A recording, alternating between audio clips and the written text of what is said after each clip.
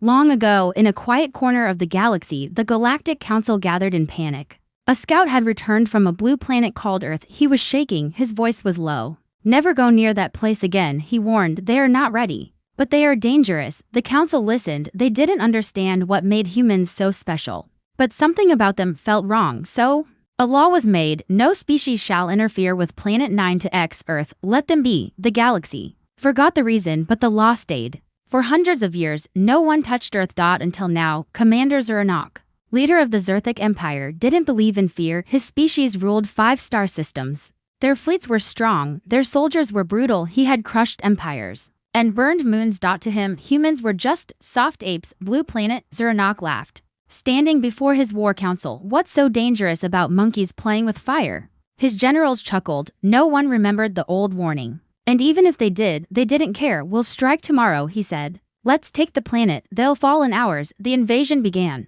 Massive alien ships appeared above Earth's sky. From space, they looked like black clouds. People looked up in fear. Planes fell. Satellites went dark. Power grids shut down. The world froze. And then silence. The Zerthic expected missiles, attacks, nuclear weapons, panic. But Earth didn't respond. No counterattack, no armies, just silence. Commander Zernok stood on his command deck, staring at the blue planet. "Strange," he muttered. They scanned cities, New York, Tokyo, Moscow, all empty. "Where are they?" one general asked. "Gone," another replied. "But how?" The alien troops landed. They moved through empty streets, abandoned homes, cold cars, no humans. Not a single one. Something felt wrong. "Sir," a soldier called over the radio, "we found a note." Zernok blinked. "A note?" The camera showed it, a small paper stuck on a wall. 3 simple words written in English: "You shouldn't have." The alien commander frowned. "What is this joke?" And then the ships above started disappearing. 1, then 3,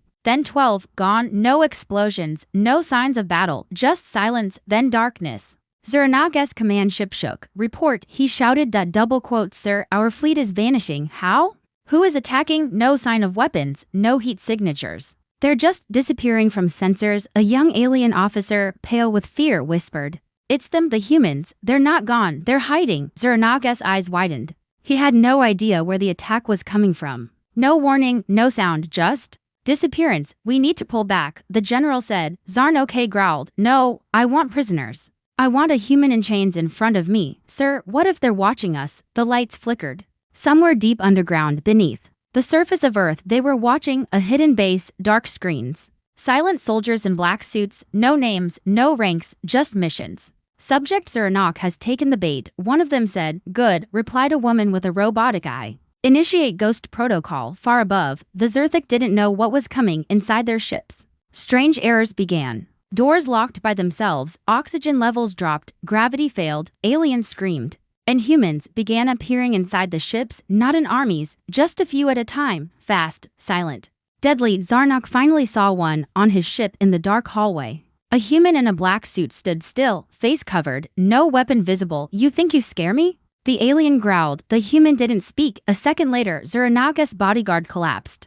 No gunshot, no sound, just death. The human vanished into shadows. "Sir," came a trembling voice on the radio. "They're already inside, all of our ships." Zernok stared at Earth through the window. "What are these things?" Back in the Galactic Council, lights flashed red. "Emergency transmission from the Zerthic Empire," the AI assistant said. "They are under attack." "By whom?" asked a council member. The answer came with a cold shiver. "Earth." The council chamber fell silent. An old alien with gray skin and glowing eyes stood slowly. "They were warned," he said, "but they forgot." He looked around at the others. "Now we must decide. Will we help them?" No one spoke.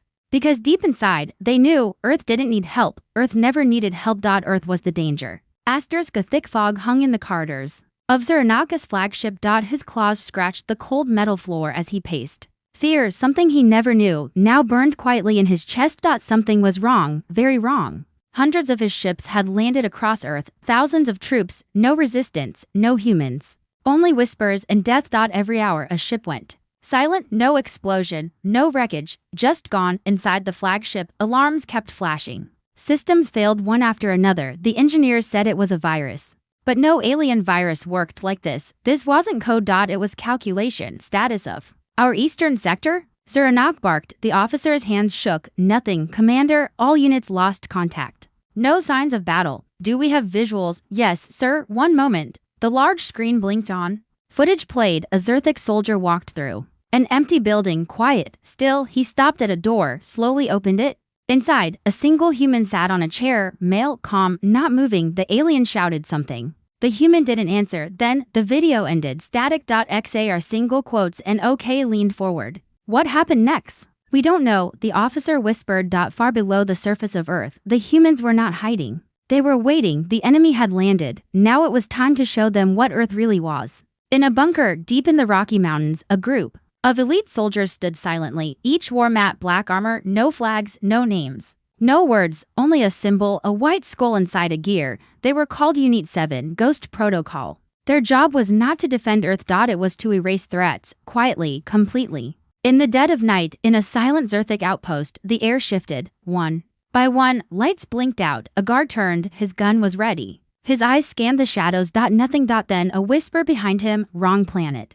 He turned, but too slow. By morning, that entire outpost was gone, not destroyed, just missing. No bodies, no weapons, no signs of struggle. Just the symbol. A skull inside a gear, painted in blood on a metal wall. In space, Zernok roared. Send the drones, scan every inch of this cursed planet. But the drones never returned. One by one, they dropped from the sky like dead flies. And then Earth answered. A signal pierced the alien comms, not a message, a countdown. 3, 2, 1. Above the Pacific Ocean, clouds twisted into spirals. Lightning cracked the sky. From the water rose a ship, not alien, not ancient, human. Massive. Silent, its surface glowed with dark blue lines. It had no visible weapons, and yet 5 alien cruisers nearby exploded seconds later, torn apart. From inside, Zernok stared in horror. What is that? The AI officer replied softly. Human designation, the Leviathan. It wasn't in any of our records. It does not follow standard physics. The commander clenched his fists. They built this without us knowing. The officer didn't answer. They all knew the truth now. Earth had never been weak. It had been watching. In the Galactic Council, news of the attack spread like wildfire. Ambassadors shouted. Some demanded peace. Others demanded isolation, but one species said nothing. The Tralvans, who had warned the council centuries ago. The oldest among them finally stood. I remember the first contact, he said. A single human ship drifted into our sector. No weapons, no threats, just curiosity. We boarded it. The human was alone. He smiled at us. We scanned him, weak, primitive, and then he asked us one question. What question? Another council member asked. The old Tralvan paused. Do you dream of war? Back on Earth, humans didn't send armies, they sent whispers, ghosts. Zerthic ships now floated empty. Doors locked, engines frozen, crews gone. Inside the alien flagship, strange noises echoed, footsteps with no source, voices in unknown languages. Soldiers refused to patrol alone. One day, a message appeared on every screen inside the ship. You came uninvited, now you are guests, and we do not like guests. Zarin OK sat in his private chamber, shaking. This couldn't be real. His empire had crushed planets, his name made species kneel. And now, he was being hunted by humans. He opened a channel to the Galactic Council. Help us, he said. We underestimated Earth. Static. Then a reply, but not from the council. A human voice spoke calmly. We are not your problem. We are your mistake. Across the galaxy, others watched. Some feared, some laughed. But a few prepared, because one thing was now clear. The warning was not a myth. It was real. And the first strike had just begun. Meanwhile, Earth orbit mean floating alien ships suddenly awake. Hugh Kuch the Jo Ung systems mean Gusgea the EK virus, leaking biological Nahi, EKAI. Designed by humans, it didn't crash their systems, it took control. Alien soldiers ni Deka Ungon defense turrets Unhi Pargoli Chala Rahida Sathi Komar Rahida. Internal chaos fail Gaia, panic mean, Zaranak ni emergency retreat ka order dia. Leakin jab ships hyperdrive activate Karn Lage, Unga navigation fail. Ho Gaia. Wo Wapas apn home planet Nahi ja sokt the .ek high coordinates system mean set ho chukthorth. Trap set ho chuka the. EK quiet colony planet Varnuk 7 pay EK alien teacher class mean bada rahi thi kurith EK peaceful. Jagathi, Kahi students. Board the Tap Tak Jab Tak EK emergency broadcast Unki screens pay Nahi Ayi, a video. EK human soldier face covered. Surfa was Sunai did Zerthic Empire invaded Earth without provocation. This is not revenge, this is balance, Uskbod. EK Zerthic city ka explosion live footage. Pura skyline collapse Hoji A YA. Silence. Us class mean ab koi board Nahi the. Zaranak ka patience kadam hogea that usn council ksam ek last message bana chaha. Unhine roko, humans are no longer prey, they're predators, we woke up something. Ancient, leak and jab transmission gaya reply aya hi nahi. Council ob neutral the kian? Kian kan hein yad agaya the. The original warning, back on Earth, deep in a floating city beneath the Atlantic Ocean. A council of humans met, military, scientists, AI advisors. Phase 2, someone asked, approved. Commander Rhea said, they asked for a war, let's teach them history. EK hologram activate Wazarana ka home planet, target marked, us rot. Thousands of satellites Earth corbett say shoot Hugh.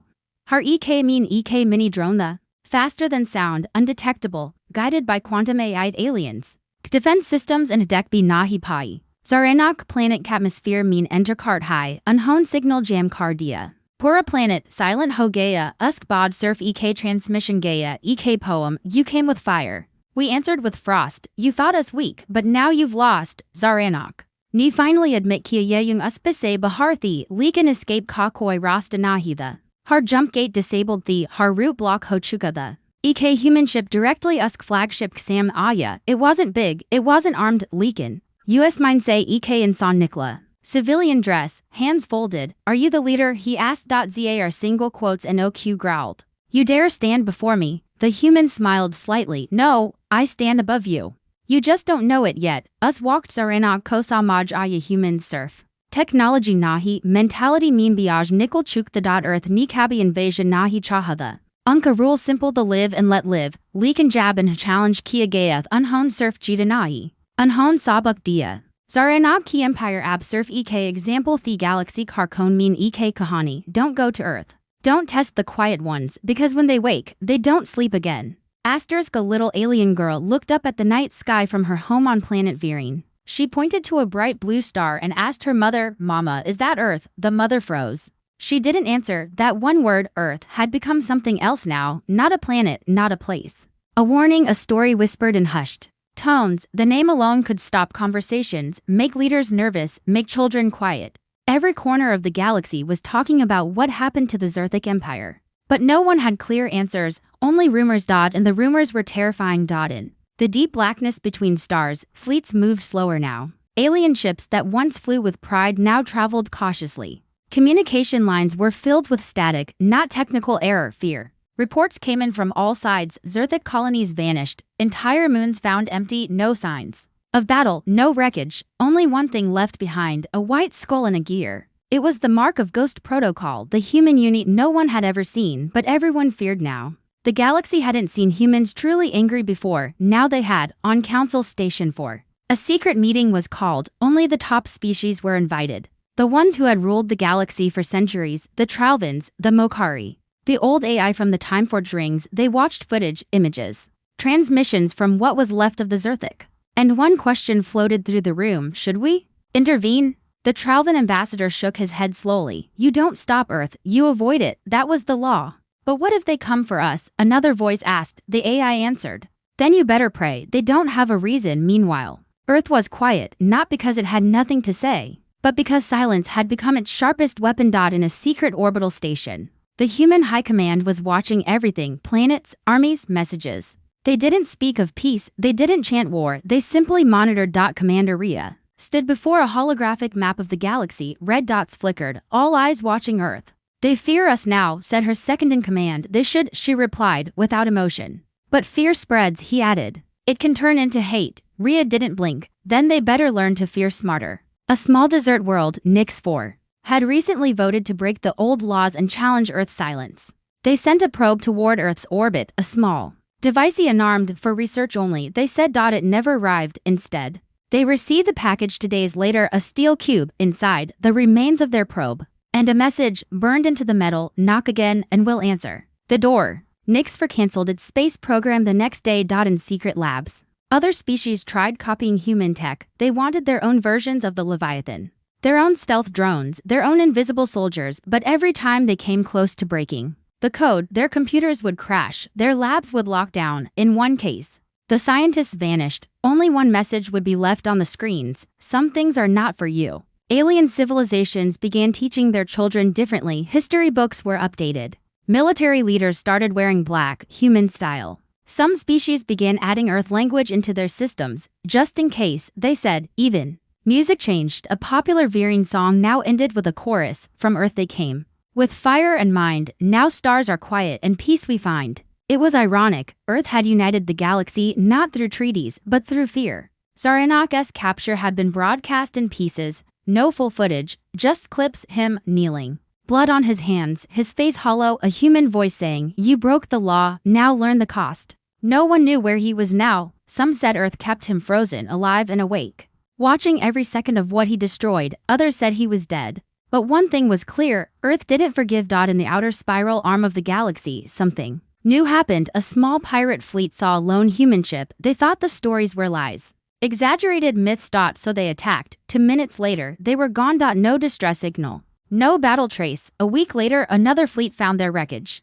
Everything inside had been melted from the inside out, except for one thing, a child's toy. A plush astronaut doll. Sitting calmly on the command chair. The Galactic Council called a vote. A motion to rewrite the laws, this time not to protect Earth, but to never cross Earth again. It passed with no objections. The official document was simple. Article 01, Earth is to be considered a Class Omega status civilization. Do not engage, do not monitor, do not provoke, in all translations. The warning shall remain the same, let them sleep, and Earth, it remained quiet. But the galaxy now understood the truth. Humans didn't need war, but if you gave them one, you would never be ready for what came next.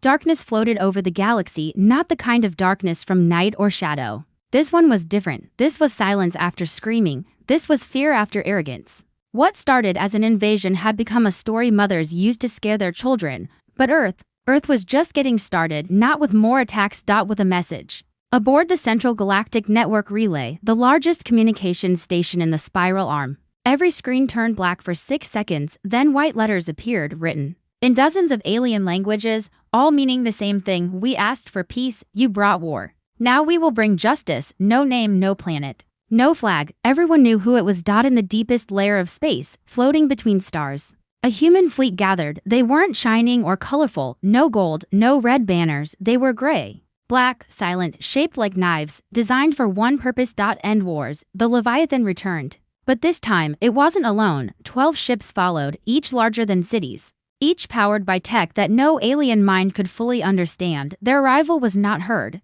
It was felt. Gravity shifted, starfields bent slightly, time around them ticked slower. The galaxy had sent fire, Earth had returned with storms. Zarnak's planet, once the capital of the Zerthic Empire, now stood silent. No trade, no travelers, no messages sent. Not since Earth's warning, but that silence broke when the first human boots touched the ground. They didn't attack civilians, they didn't burn cities. They simply took control. Command centers, military satellites, security systems, all hijacked. In 1 hour, the Zerthic leaders tried to run, but they never made it off-world. On a mountain near the old capital, humans set up a black flag, not a symbol of ownership, a symbol of closure. Commander Rhea stood watching the rising sun of this alien world. This wasn't revenge, she said, turning to her team. This was a reply. News spread fast. One by one, old warlords across different sectors disappeared. Those who had voted to support Saranak, gone, not killed, erased, files deleted, buildings collapsed. Entire memories scrubbed clean. Some called it mercy, some called it terrifying. But no one called it unfair. In the Galactic Council, members sat in tight circles. No one raised their voice. No one blamed humans anymore. A proposal was whispered. Let Earth form its own council, let them lead. Some called it surrender, others called it survival. The vote passed. Earth's response, a broadcast, a human woman, face calm, eyes sharp, speaking in plain language. We will not rule. We will not expand. We will not conquer. We will only promise one thing, never come for Earth again. But not everyone agreed. A secret alliance of 7 powerful empires decided to challenge Earth's warning. They believed humans were bluffing, that all this fear was smoke, that Earth couldn't fight them all at once. So they prepared. In hidden space. In silence, human intelligence knew in 5 minutes. In 10. Their names were listed. In 15. Their fleets were marked. No threats were made. No response was sent. But 2 weeks later, one of those empires' stars collapsed. The cause, unknown. No natural readings, no energy signatures. Scientists called it impossible. Humans never claimed responsibility, but they didn't deny it either. One of the last surviving warlords, hiding in a bunker far beyond any mapped system, looked into the camera during a pirate broadcast. You think they're fair? You think they protect peace, but they are not peacekeepers, they are weapons wrapped in flesh. Before he could finish, the screen cut off, his signal was never found again. Meanwhile, back on Earth, there were no parades, no celebrations, just people living their lives, walking dogs, studying, planting trees, raising kids, because Earth never fought for glory, they fought to be left alone, and when that right was taken, they fought like no one ever had before. The final message Earth sent wasn't loud. It wasn't dramatic. It was a whisper repeated by ships as they passed alien borders. This is Earth, we do not forget, we do not forgive easily, we do not start wars. But we finish them, galaxies away, in a classroom on a peaceful alien moon. A teacher wrote one sentence on the board: humans don't warn twice. Every student wrote it down without question because everyone, everywhere, now understood. Earth never lost the war. Earth ended it. Asterisk, the war had ended without a final battle. There was no surrender signed, no last explosion, just silence. A kind of silence that echoed across stars. The galaxy wasn't cheering, it was holding its breath.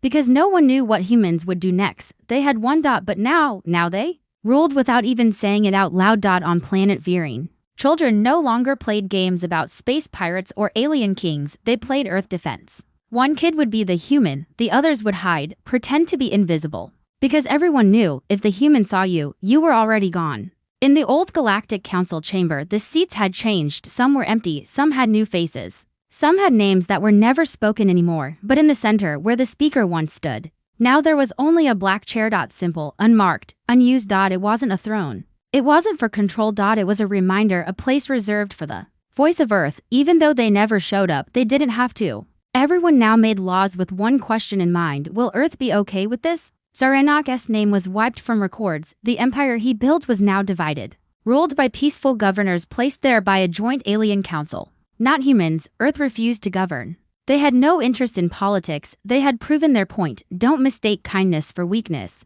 And now they simply watched. Deep within the Andromeda Link network, the most advanced alien AI wrote a new entry: humanity, species 092, status, galactic equalizer. Capability, nonlinear, threat level, undefined. Even machines couldn't label them anymore. On a moon-sized archive station, a group of historians debated something strange. What was Earth's real weapon? It wasn't just their technology, though that was terrifying. Not just their soldiers, who moved like shadows and thought like generals. Not even their AI, which broke into galactic systems like paper walls. No, Earth's true power was something harder to define. A historian finally stood and said it was their will. Where others feared death, humans feared silence. When they were challenged, they answered not to win, but to end the question forever. But not all feared Earth. Some admired it. A few species quietly asked Earth for help, protection, knowledge. Earth gave it, carefully. They taught defensive tactics to peaceful planets, helped repair destroyed cities, sent engineers, not soldiers, doctors, not drones. They shared food-growing systems that could feed planets with poor soil.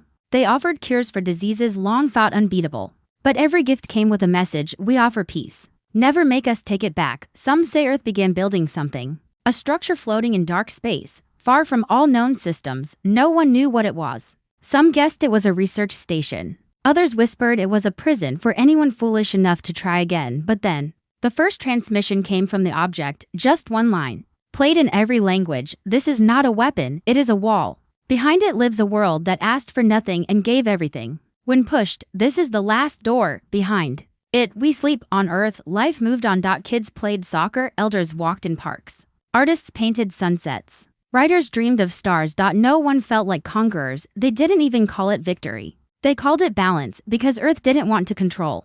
They only wanted the galaxy to remember one thing: humans fight hardest when they don't want to fight at all. One day, in a neutral zone between galaxies, a small ship carrying alien diplomats drifted too close to Earth's wall. The ship malfunctioned. Life support failed. They sent an emergency beacon. They expected no answer, but within minutes, a human shuttle arrived. No weapons, just medics. They didn't speak much, they just helped fix the ship, healed the wounded, even left food. Before they left, one diplomat asked, "Why did you help us?" The human simply said, "Because that's what we were before you made us into what we had to become." And then they were gone. That single act changed things again. Not with fear this time, but with respect. Across the stars, songs were written not just about Earth's fury, but their silence, their control, their deep patience. A new alliance was born, not forced by war, but chosen by memory. Earth wasn't at the center of this alliance, but everything still spun around it. The final book written by the galactic historian of the Mokari ended with this: there was a time we looked at Earth and saw a young species. Now we look at them and see what comes after age, not gods, not rulers, just humans. And that is enough to keep the stars quiet, and Earth slept, but everyone knew if they ever woke up again, it wouldn't be a war. It would be the last lesson.